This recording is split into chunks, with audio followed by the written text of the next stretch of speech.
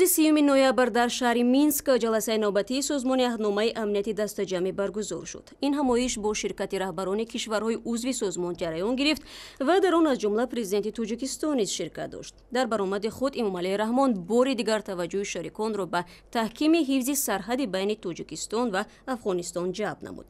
Аммо агар аз ин бигзарем, яке аз мавзӯъҳои муҳими ҷаласа мулоқоти чашм ба чашми президенти тозаинтихоби Қирғизистон бо раҳбари давлати Қазоқистон буд. Дидори Сооронбой Ҷенбеков бо Нурсултон Назарбоев дар пасманзари буҳрони маҳдудиятҳо дар марзи ин ду кишвар сурат гирифт ва ҷонибҳо барои эътидоли авзо изҳори омодагӣ карданд. Урматтуу Нурсултон Айбишев менен сүйлөштүк. Мен рахмат айттым.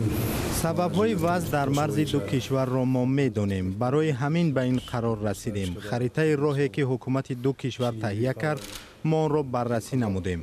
Гурӯҳҳои кории ду тараф онро баҳс ва имзо мекунанд. Баъди ин мо муваққатан марзро боз хоҳем кард. Аз ду тарафи марз назорат бурда мешавад. Се намоянда аз Иттиҳоди иқтисодии Авросиё ҳар як мошинро тафтиш мекунанд.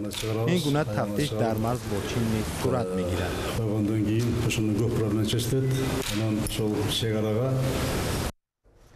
наздики 2 моҳ мешавад Қазоқистон назорати марз бо Қирғизистонро таҳким дод ва ин тамбашавии бисёр километрии мошинҳоро дар марз ба бор овард.